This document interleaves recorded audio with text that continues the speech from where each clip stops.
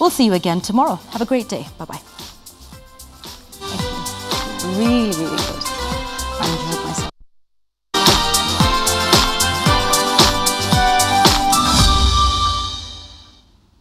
A very good morning to you. We thank you so much for staying with us on KTN Sunrise Live. And as we promised you, our big interview this morning, we're going to be talking foreign relations. And we've just been telling you that Kenya wants to open more embassies around Africa in a bid to boost African ties. And we want to take a look at that. Obviously, this is one country we've had ties with for a very long time. And we're going to be discussing that this morning. We're joined by His Excellency John Moretti, who's the High Commissioner of Botswana to Kenya, representing President Ian Khama himself in the country. Thank you very much for your time. It's good to have you with us. Asante sana. All right. Let's talk about, Kenya and Botswana. Obviously, we've had a long history together. And, just before we came on air, you were talking about the fact that some journalists, who are in Botswana, have been trained here. Let's talk about the relationship between our two countries, Kenya and Botswana. Well, Kenya obviously was one of the very first countries that came to the aid and assistance of Botswana. We got independence in 1966, precisely on the 30th of September. Kenya, I believe, was 1963, and therefore they had a bit of experience. And it was one of the very first countries, as I mentioned, that extended a hand of friendship to Botswana to say, we are here, we have some mileage in terms of experience in governance. We are a big African country. We have the opportunity to offer you assistance so that we can handhold you until you are able to stand on your own. So we established formal relations in 1967. I think that was shortly after Botswana's independence. And the relations have been very warm, very constructive, very beneficial to Botswana. And that continues to be the case today. All right. There's a lot that I suppose, we can learn from each other. And what has your experience been like so far in the country? And, what are your outtakes on Kenya and what Botswana can learn from Kenya and what Kenya can indeed learn from Botswana?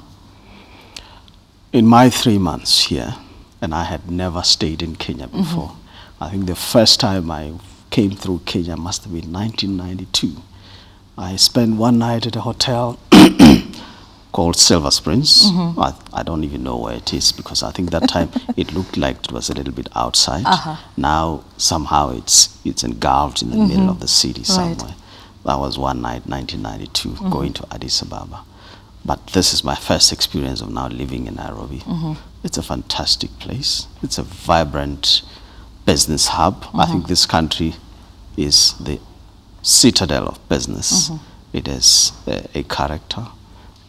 The people of Kenya are almost the same as the people of Botswana. In fact, I could easily pass for a Kikuyu. I could easily pass for a Kenyan. You could easily pass for a Botswana. And indeed, I have been referred to as just looking like the Kenyans. And I've seen everyone.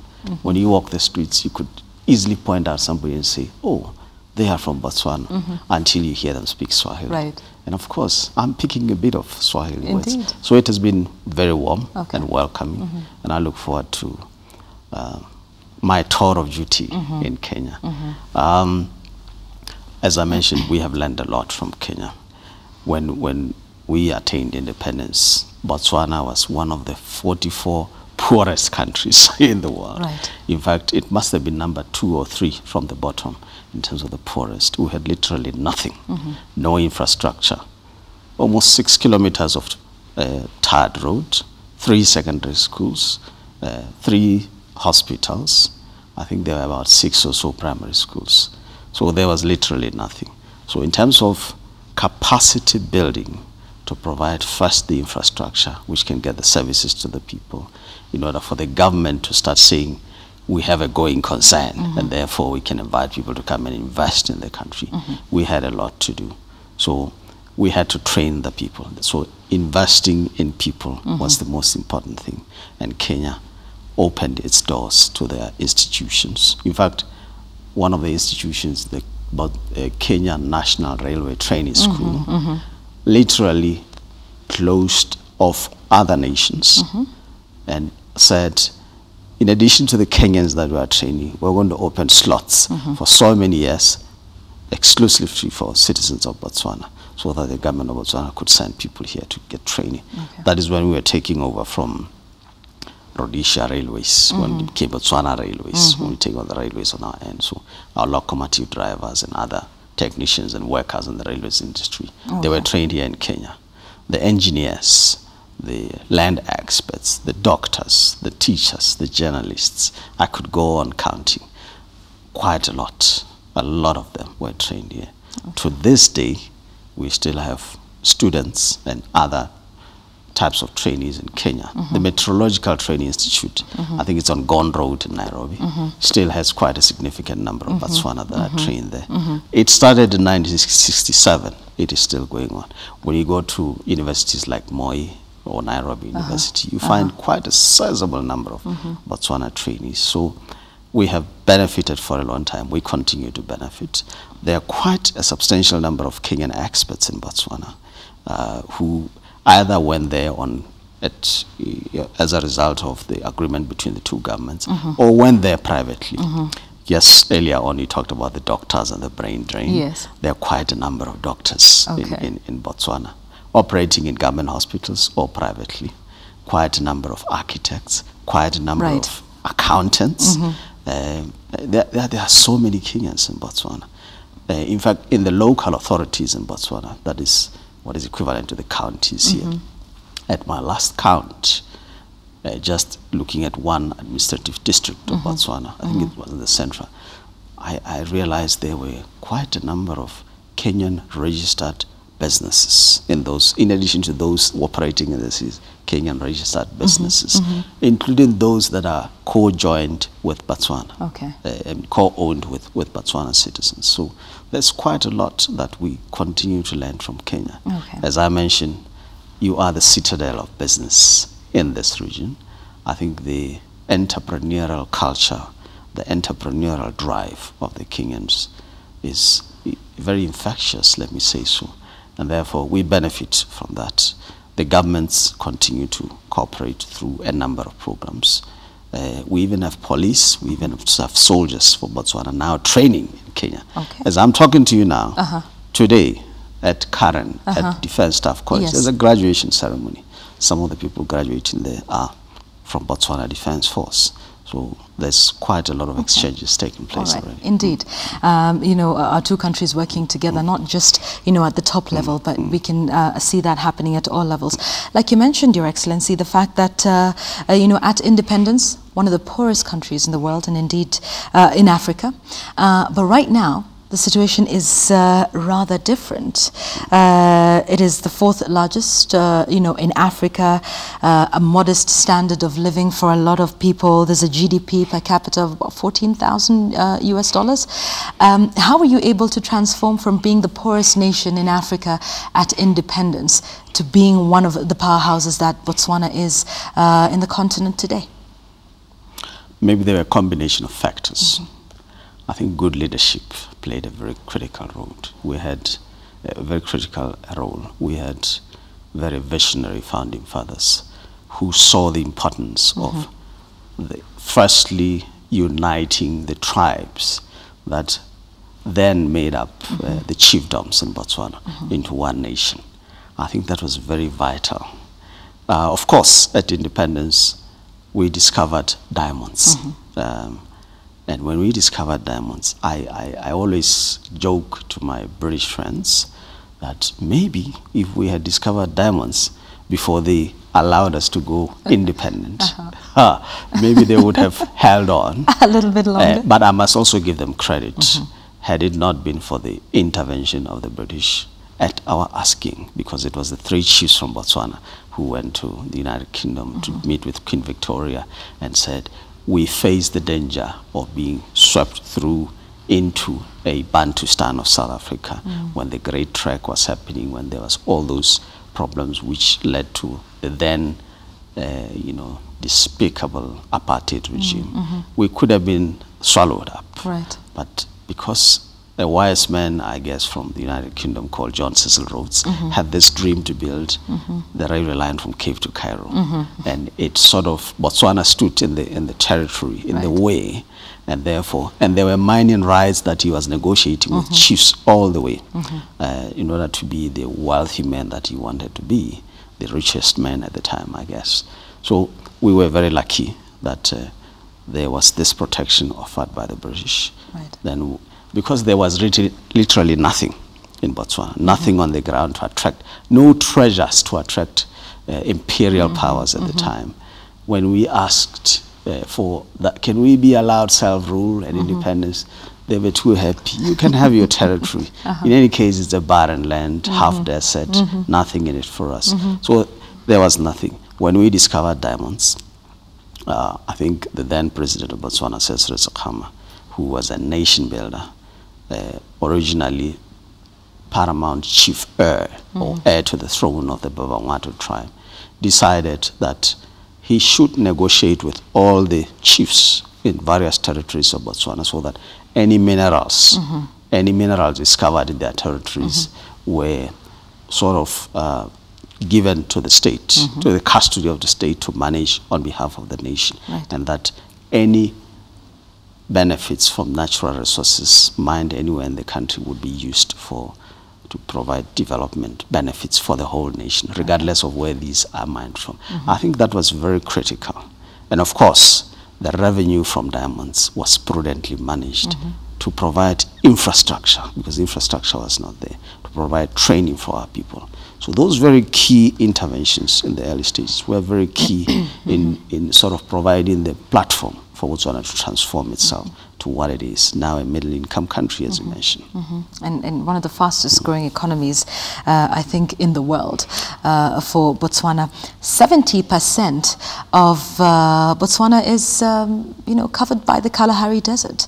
How are you able to manage this aridity? Because this is something we have issues with in parts of our country, but even then we don't have that massive area of land that's covered by desert. How are you able to provide food security for the Tswana people? Food security is still a challenge.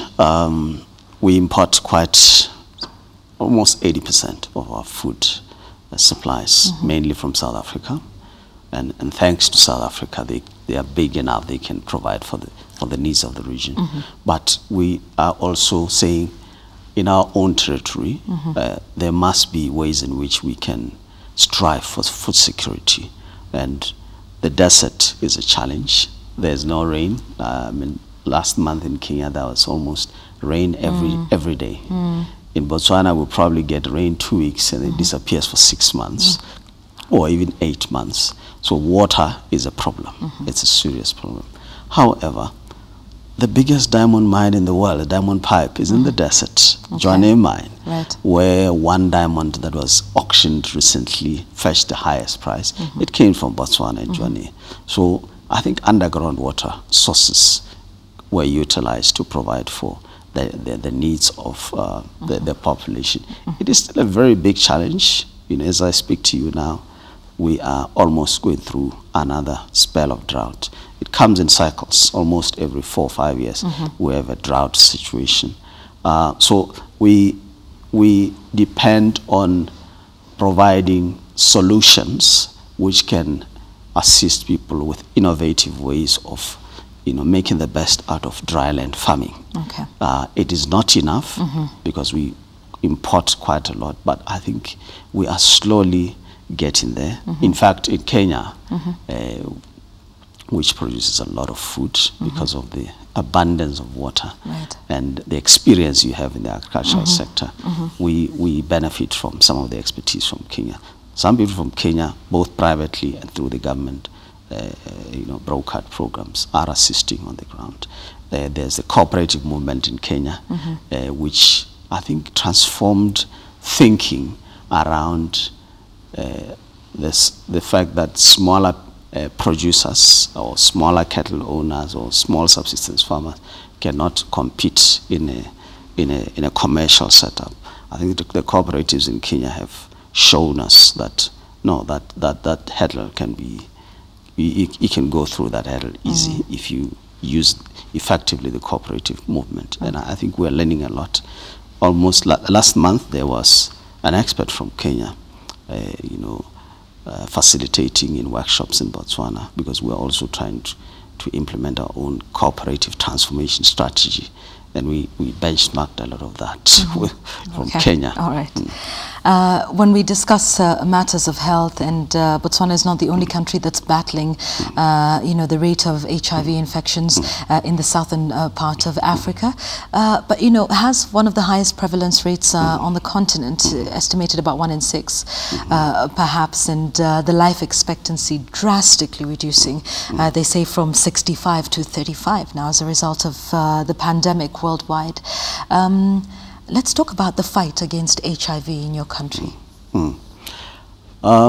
It was a very difficult fight, but we had, again, good leadership. We were one of the first countries that, I think probably after Uganda, that came out and said, we have a problem. In fact, as you may recall, the then president of Botswana, who was the third president of Botswana, Festus Mogae, said, we are on the verge of extinction if there is no intervention to assist us. So we had to, marshal the fight within ourselves. We had to appeal to the international community. We had to appeal to our people. And we started mounting a very ambitious program anchored on the prevention message. Then thereafter we went to the treatment and care programs.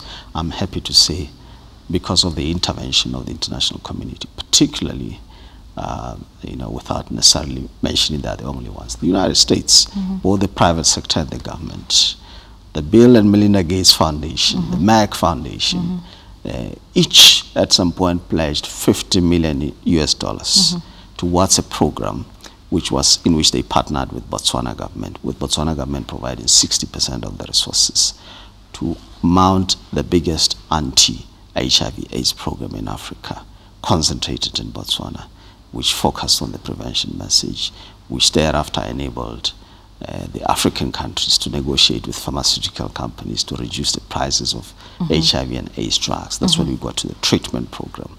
But we also recognized that prevention and treatment was not enough. There has to be the care. So we mounted a program coordinated at the national level, headed by the president who established what was called the National AIDS Council, which included representation from all quarters, the NGOs, the faith-based organizations, people living with AIDS, the government, the private sector. Everybody had to be on the same song. And every member of parliament, every politician, wherever they were talking to people about development programs or even campaigning, they have to harp on this message, prevention. And the whole nation was mobilized. And I'm happy to say the life expectancy, going now by 2012, 2011 figures, is almost the same as in Kenya. I have done the comparisons. I think about 54 years men, 51 years women, almost the same as in Kenya, almost the same as in Uganda. We now have a generation, and some of the research done in the last 2 years, that the age group of 14 to 49 years, we now have a very lowering prevalence rates. The prevalence rates are really going down, and it's quite significant. There was a research also done amongst the population of 15 to 19 years, of most of these are of school-going age, that 1 in 5 at some point now were HIV/AIDS negative. Is it 1 in 5? Did I say 1 in 5? Yes. Yeah. Out of the 10 surveyed, 5 were HIV/AIDS negative. So I think the message has gone through. Right. The message has gone through. HIV and AIDS is, despite the fact that it was discovered close to 30 years ago now, remains something difficult, not just in Botswana, but in Kenya as well, in East Africa and parts of Central and Northern Africa as well. our cultural practices and beliefs do hamper some of the programs that are put in place. Are we slowly getting to the point where across the continent, all of these small cultural beliefs that we've got surrounding big diseases and pandemics that we sometimes do not understand, are we slowly moving away from that, do you think, or do we have quite a way to go?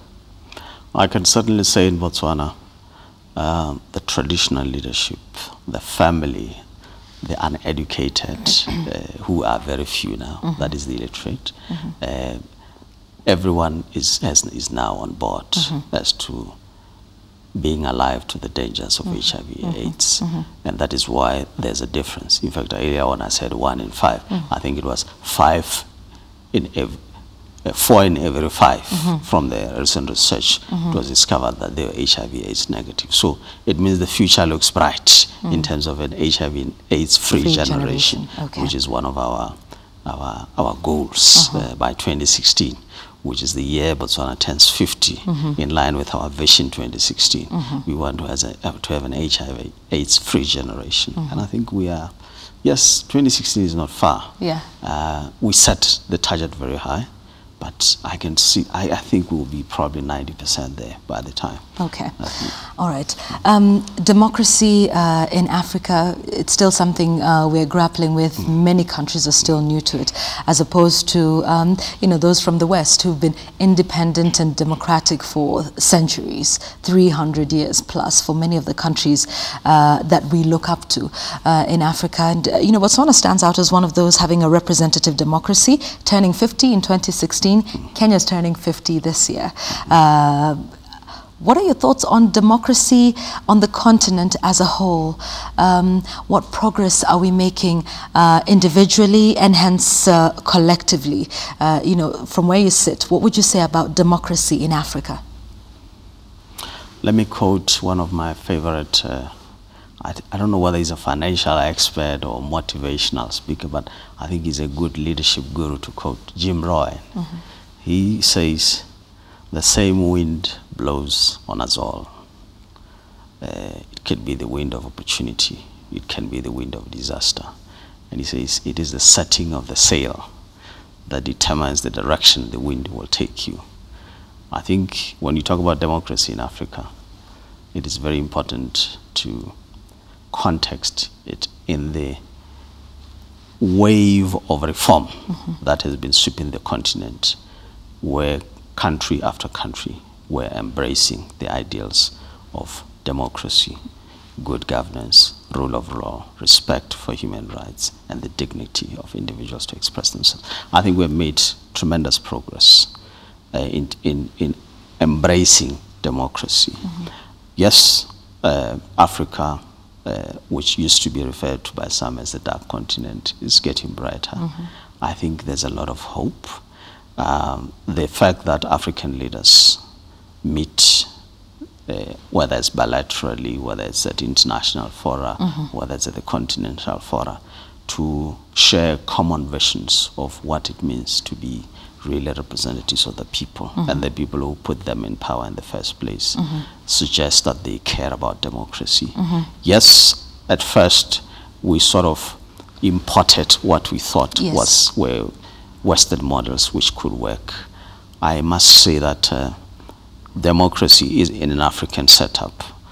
Take the case of Botswana, for instance. It was ingrained in our culture, in our way of life. We have a traditional consultative system called the Kotla, which is where people could come together. The chief presides and they exchange views about development needs for the village, and views were expressed, including dissenting views. So that was the basis of democracy. So when we became independent and adopted a constitutional model based on the Westminster system, it was pretty easy because consultation was still at the heart of our way of life. And therefore, it was not a difficult thing to embrace democracy.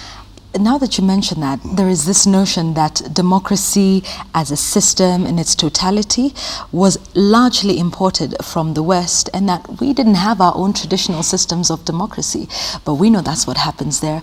In Kenya, you know, we had the chief systems and we had the village elders, and any dispute that would be had between two villages would be taken to the elders, who would sit down, deliberate, and take a look at this issue. Where did this notion come from, Your Excellency, that democracy was as a whole just imported, and that we were introduced to this by our colonial masters, when we know ourselves that we had these forms of democracy, you know, in our own way that worked for us?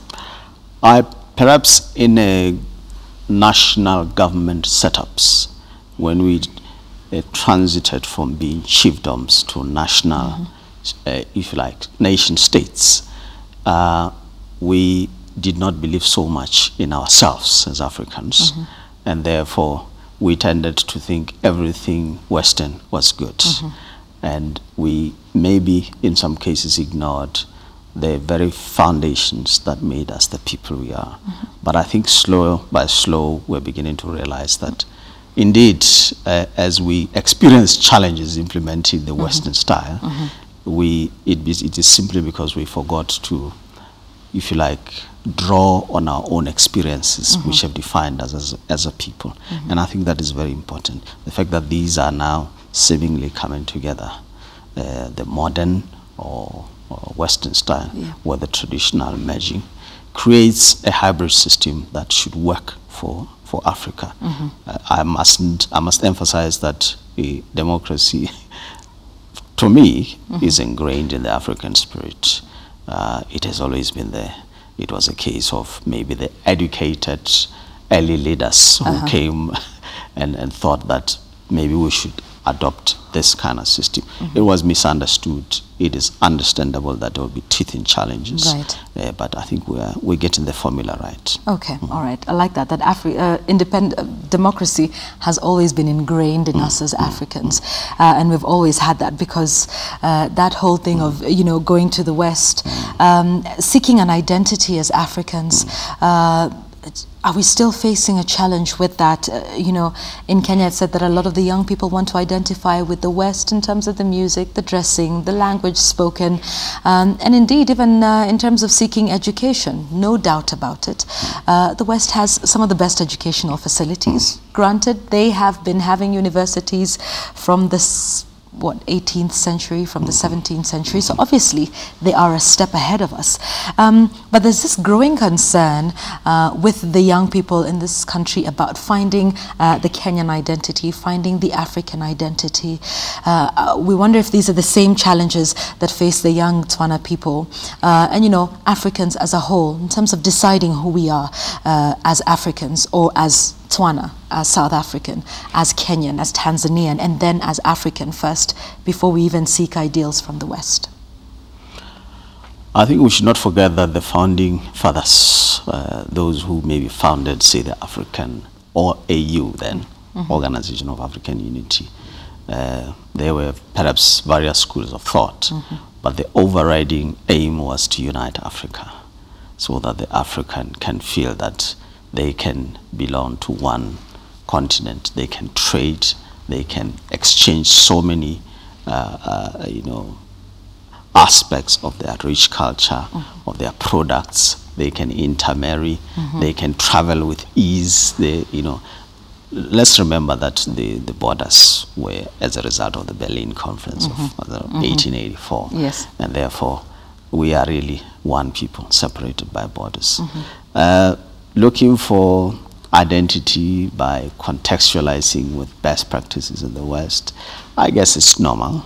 As the world moves on, there is the need to forge international relations. International relations, in my view, is an attempt by all people, regardless of where they come from, to find a common identity in order to forge a common agenda that delivers the good for mankind, to advance the goodness of mankind. So, yes, maybe because of, and again I will mention this is others saying there's a development path that needs to be followed. the West developed in a particular way, yes, and we contributed because a lot of our slaves yeah, built up those great right, cities in the West. But it does not mean the development path followed by the West should necessarily be the development path followed by Africa. And what should our path be? Our circumstances are different. Our path should draw on our own environment, our own habitat, our own realities, and because the world is coming together as a global village, we cannot ignore that we have to draw from experiences of others in order to, as I say, to find that common development agenda that advances the goodness of mankind. And therefore, it has to be a mix, quite honestly. It has to be a mix. We have to trade both amongst ourselves. We have to trade with the outside world. And therefore, if there are standards that have to be agreed to by the international community about what is the best kind of TV. Is it an LCD or is the old one, which is a big bag and very heavy? Yeah. We have to adjust to those standards. Okay. And therefore, it is inevitable that we will draw from the lessons of the West. Right. And therefore, we look up to best practices from the West. It helps Africa. If it helps us, good. Okay. If it dilutes our identity and we forget ourselves and we forget that home is the motherland, then there's a problem. Okay, indeed. Best practices and putting all of those together. Just to remind you, we do have our big interview this morning with His Excellency John Moretti, who's the High Commissioner, Botswana to Kenya. He's the highest ranking official. In fact, he's literally the President's representative himself in the country. And we're discussing a vast number of issues, what it means to be African, the relations between our two countries. And you know, AU's turning 50, Botswana will be turning 50 2016. We're turning 50. It seems like this is the magical number for the continent at this point, and we are discussing all of these. Any questions that you have, please do send them in to us. I can already see some of your tweets, and we will have them displaying on the screens in just a moment. So keep your thoughts, your questions, and any comments that you have coming in right here. Our Twitter handle is @KTN Kenya. You can tweet me as well, @Yvonne Okwara. How should a young person define himself as African today? And there's varying, you know, representations of what a young person is between what age and what age. But, you know, we have the Generation Y and the Generation Z now. What for them says they're African? I could have written it down so that I can read it, so that it becomes clearer. But let me think about it. Firstly, if as a young person I can say Africa is the motherland, that would be a very good start. If I can say I can learn a very good thing from another African in another country, such that we can both work together to advance what is good for our continent, that is great. If I can say we can be able to show the other world outside Africa that there are some very best things in life that can be experienced in Africa and that we can offer, and we can invite them and welcome them in the true African spirit, because we are welcoming people by nature, then that will be another very good start. If I can have confidence that as much as we always talk of expertise and it comes from outside, we are experts and masters of our own destiny. We are the change masters as far as the future, the bright future we want for Africa is concerned. Then that will be the kind of young individual that would make a proud African. Okay. AU just turned 50. They had the summit. What are your thoughts on Africa coming together? And particularly because the president, your president, President Kama, was not in attendance at the AU summit that's just concluded in Addis. Tell us the official position of Botswana on why he was not present. I need to mention that the president, and any president I believe elsewhere, would have a myriad of responsibilities, whether nationally, regionally or internationally. I also want to believe that when the president selects a team, just like President Kenyatta, he has recently selected a formidable cabinet team. He selects those individuals, men and women, capable of filling in his shoes whenever he might be held one way or the other and not be able to attend some of the international engagements. Our president has an able deputy. He delegated him to attend the AU summit. I'm sure he would have wanted to be there had it not been for other pressing commitments back home. So I think that was the principal reason. He delegated the vice president. It is a normal thing. Recently, President Kenyatta was invited at the inauguration by certain African leaders to visit. We know that Deputy President Ruto went around, delegated by President Kenyatta. President Kenyatta did not say, I'm going to turn you down. He sent the deputy.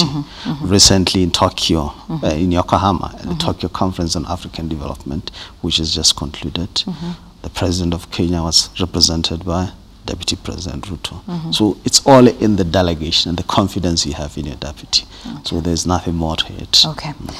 So perhaps, while we have you here, we could indeed discuss the issue that there were rumors or reports that were flying around that the president chose not to attend this because he doesn't have much faith in the African Union. I don't think so. Botswana respects African Union decisions. We have never shunned multilateral diplomacy. And if there were rumors, I think I'll just treat them as rumors. Okay. So Botswana fully is in AU and fully supports the African Union? Definitely. Okay. Then let's talk about the ICC issue then. There were those resolutions that were put together by the AU regarding our engagement with the ICC. Do you agree with those resolutions of bringing those cases back? Back to Kenya? Yes. Or back to East Africa? Back to East Africa, back to Kenya, yes. You know, in 2009, at the same African Union Executive Council session, which is a Council of Ministers, which is the same fora where Botswana's views were recently expressed. I'm saying in 2009, we spoke out and said we would rather prefer Kenya engages with the ICC in order to bring back the investigation and the other processes around these issues to the region, to Kenya. So we have never advocated for the ICC or Kenyan leadership being tried or investigated or going to The Hague. No, we were never in that position. We know that as a sovereign state, Kenya has every right to demonstrate to the ICC that it has the capacity to investigate and deal with the cases here. Indeed, as I mentioned, we have supported that in 2009. And therefore, we have, quite honestly, the ICC issue is never going to be a defining issue as far as relations between Botswana and Kenya are concerned. They are far more beneficial than the ICC issue. In fact, we have consistently mentioned that the cooperation that they have publicly stated, that is the leadership here, that they will continue, and they have committed and they have announced so publicly that they will continue to cooperate with the ICC. And we are not even at the trial stage for that matter. These are work about the investigative process, and we support them, and we believe that the cooperation needs to continue. You were asking the question that do we support whether the cases should be brought back here, if it is in the wisdom of both the court and the parties concerned that the cases be brought back here and there's capacity to investigate and deal with them, so be it. We would definitely support that. Okay. There was, of course, the talk that if we do not cooperate, then what would the relations be like? If it is found that we're interfering with the process and we're not necessarily following through with the ICC issue at The Hague. how would that affect the relations between Botswana and Kenya? I think my government has stated that so far it is encouraged and it supports the ongoing cooperation with the ICC.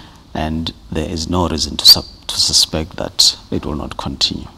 So we are not even thinking about that at all. Okay, so this is the process there. All right.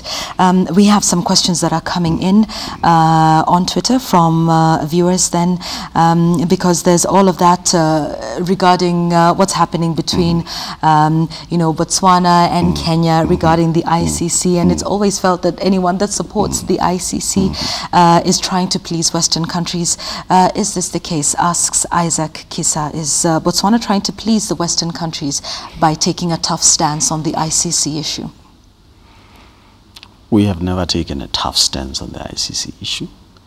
We respect the decision that has been taken by the AU. What we offered at a ministerial session before the actual heads came was perhaps we should look at the issue in a different way and engage the ICC directly through the state parties. And the AU is not a state party to the ICC, but 34 members of the AU are state parties to the ICC. And therefore we thought that the ICC Conference of State Parties could be the forum where this matter could be constructively discussed. And we offered that suggestion. We were not disrespecting the African position. And that is why indeed the resolution passed by the AU at the heads. I don't think Botswana objected at the heads of states meeting at all. Where do you think this notion came from? I have no idea. I have no idea, because we have never shunned multilateral diplomacy, as I say. We respect African Union decisions, and we always say, let us debate, let us adopt pragmatic positions. If our views are not taken on board, as a democratic country, as a sovereign nation state, as a country committed to what is good for Africa, we feel obliged to offer a view. If that view is not the majority view, so be it. And there is no other problem. Okay. It is interesting that you say you hold a view, and if that view is not held by the majority, that then just brings... in keeping with our democratic principles. Okay. So even if you have a dissenting opinion, but the majority agrees in one direction, Botswana would be okay to go in the direction of the majority? We are obliged to respect the decision of the majority. Okay. Does that mean you don't share the decision of the majority? We may not share, but we are obliged to respect as part of our obligation as a member country of the African Union. Even if we have reservations, we are obliged to respect the decision. Okay. And I need to make it clear that this issue is never going to be a defining feature of our relations with Kenya. Do you think there's the danger of that happening, though? No. That it could be what overshadows a lot of what's happening between Kenya and Botswana, obviously.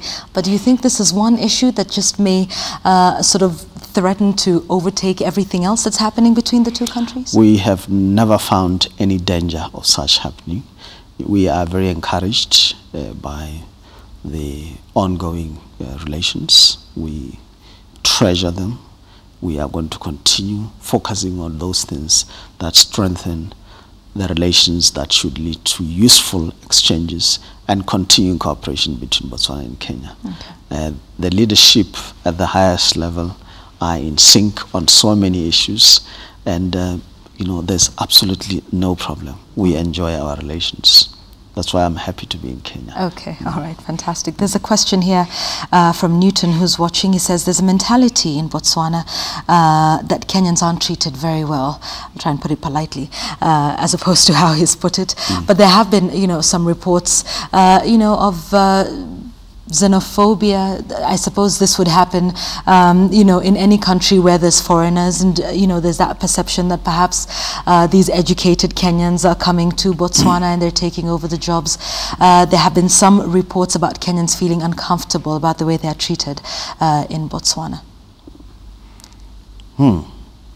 Where does he get those? Like No, I said, reports says nothing that we can. No, I think no. The xenophobia, zero. We have never had such problems of xenophobia. As I mentioned earlier, we were assisted greatly by Kenya in capacity building at every level for many years. And the Kenyans continue to come to Botswana. I have mentioned, I wish I could give the numbers of doctors, but there are so many. In fact, just 2 days ago, I was discussing with the Permanent Secretary of the Ministry of Health in Botswana, and he says there are many. Most of them actually have come in through the private sector. They have private surgeries. There are many. I have many friends, accountants, musicians, you know, from all walks of life in Botswana, and they enjoy. Some of them have taken up citizenship of Botswana. So the suggestion that there could be xenophobia or they could be feeling uncomfortable, I don't know. What I will say, however, is as a country that believes in rule of law, that where people have committed any transgressions are in trouble or transgressions with the law, we believe the law should take its course. If there are any Kenyans that may have violated the law or broken the law in Botswana, the due process of the law would have taken its course. Right. If in the process of the law taking its course, they were dissatisfied and felt that maybe Botswana was not as welcoming as it should, I don't think the government would have anything to say to that, because the government does not interfere in the rule of law or in the justice, the way justice is administered. But it is your assurance that for Kenyans who are living, working, who are married, and for whatever reason are choosing to reside in Botswana, it is what assurances do you have to them that they will be treated fairly and given, you know, the human rights and equal opportunity? I can only ask them to speak to the other Kenyans that are in Botswana, because sometimes the story is best told by the people experiencing the warmth and hospitality of Botswana. I can also assure them that we treat everyone equally. Our respect for human rights, the dignity of man, and the rights, all individual rights, has never been in doubt, and therefore, if they are residents of Botswana, they will be more or less Botswana. Okay. And as I say, let them speak to the Kenyans who have stayed in Botswana and those who are in Botswana. Right. And while we're talking about this issue, obviously, for some Kenyans, they might think it's a bit of brain drain from Kenya to Botswana, but like you mentioned, there's also a lot of Tswana people here in Kenya. But let's talk about brain drain, you know, outside the continent.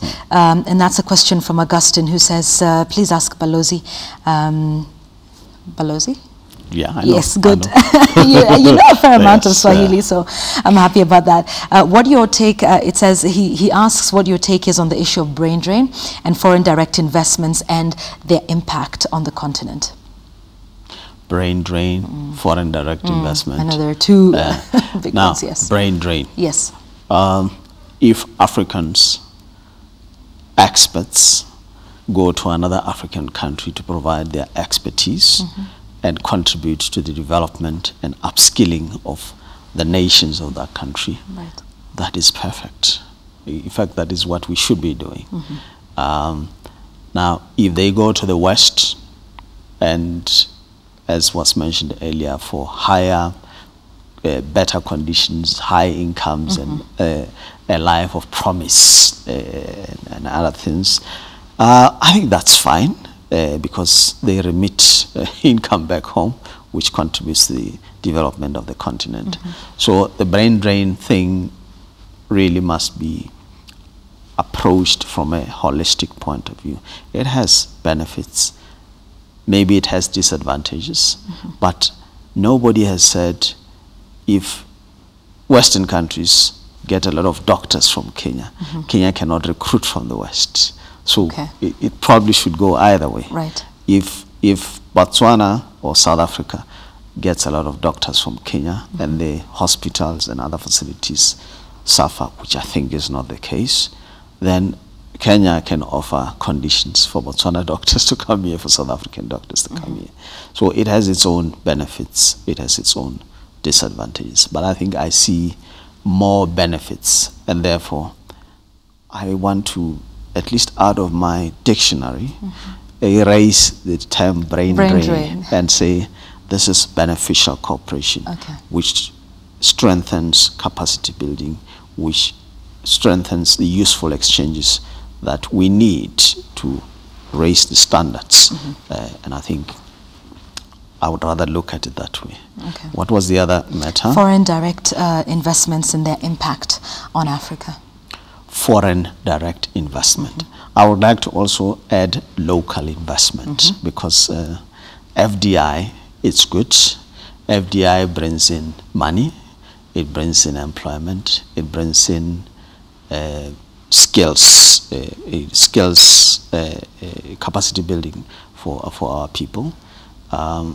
Yes, it improves our economic circumstances, but I must also say, in Africa, at this stage, when we are talking about this continent being the frontier for the next growth, we should also be looking at local investment, that is, Africans investing in Africa. And therefore, as much as foreign direct investment continues to be important, we must also look at how we can also help the African be a huge investor in their own country. I think this country is a good example. We have lots of Kenyans who are bigger players than even the foreign investors here. And if we can see that being replicated in a number of countries, that should be good for Africa. Okay, so I like that, focusing as well on local investments, and that is key. Even as we talk about Africa's engagement with, you know, the other continents, it is increasingly being said, and of course, you know, at the AU there was a bit of tongue lashing with the West, and it's now said that Africa is facing East. What are your thoughts about, you know, how we engage now with China and the other Eastern nations, and, you know, saying, okay, we've had our relationship with the West, it's had its challenges, we want to try going East and see how that works for us. What are your thoughts on Africa facing East? I think East, is it China, is it Japan? It is important for the world to, if you like, coalesce towards that global village. It is important for investments to go either way. It is important not just for us to be importing goods from outside the continent. It is also important for us to have market access to China, to Japan, to the other Western countries, and therefore going east. Well, it's the mantra in some regions. You know, I respect the